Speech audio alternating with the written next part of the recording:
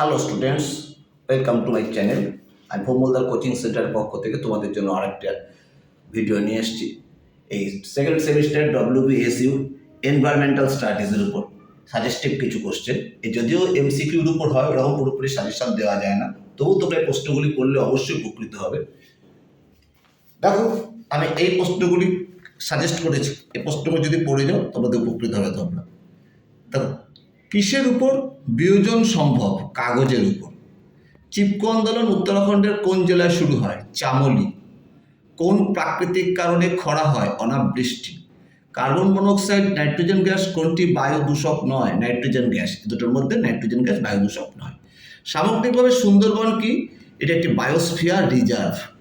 পুকুরের বাস্তুতন্ত্রের উৎপাদক কি? জলের পোকামাকড়। কোন মিশ্রণটিকে বায়োগ্যাস বলে?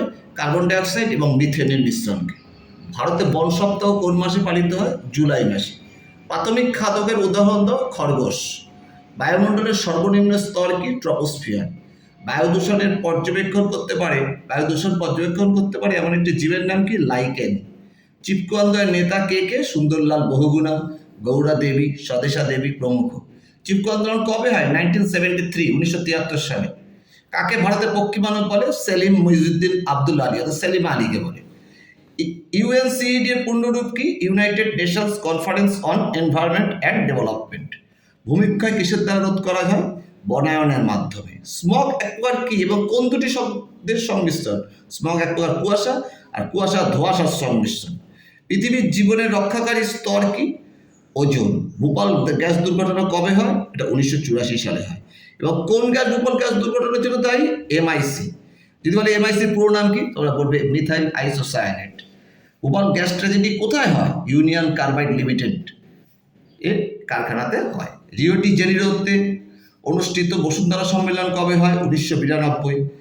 বিয়োজীব জীবের একটি উদাহরণ দাও। ছত্রাক, ব্যাকটেরিয়া, কেঁচো, পোকামাকড়। করবেট উদ্যান কোথায় অবস্থিত? উত্তরাখণ্ডে। বায়ুমণ্ডলের সর্বোচ্চ স্তর কোনটি? এক্সোস্ফিয়ার। চেরনোবিল কিসের সাথে যুক্ত? তেজস্ক্রিয় দূষণের সাথে যুক্ত। প্যারিস সম্মেলন কবে হয়? 2015 সালে। কোষের পাওয়ার হাউস কাকে বলে? মাইটোকন্ড্রিয়াকে।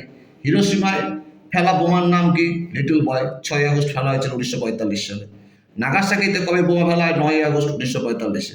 ভারতের সর্বোচ্চ বৃষ্টিপাত কোথায় হয়? মৌসিনরাম। বস্ত্র শ্রমিকরা কোন রোগে আক্রান্ত হয়? সাদা ফুসফুস রোগে। সিংহ কোথায় পাওয়া যায়? গির অরণ্যে। ওজোন স্তর কোথায় দেখা যায়? স্ট্র্যাটোস্ফিয়ারে। দেখো, এই প্রশ্নগুলি তোমরা যদি ভালো করে পড়ো, এই প্রশ্নগুলি যদি পড়ো, তাহলে তোমরা এনভায়রনমেন্টাল স্টাডিজে অবশ্যই তোমরা সমস্ত প্রশ্ন অ্যাটেন্ড করতে পারবে এবং তোমরা সমস্ত প্রশ্ন অ্যাটেন্ড করতে পারবে, এই আশা আমি রাখি। তাই আমি ভৌমলদার কোচিং সেন্টারের পক্ষ থেকে সুমিত বিশ্বাস বলছি, তোমরা এই সমস্ত প্রশ্নগুলি পড়ে যাও এবং আগামী দিনে যদি আরও ভালো ভালো ভিডিও পেতে চাও, আমাকে বেশি করে লাইক ও সাবস্ক্রাইব করো। আর কোনো অসুবিধা হলে আমার ফোন নাম্বার দেওয়া আছে, আমার সাথে যোগাযোগ করতে পারো। ঠিক আছে, তোমরা এইগুলি পড়ো, দেখবে তোমরা নিশ্চয়ই লিখতে পারবে। টাটা, আজকে থাকুক এই পর্যন্তই।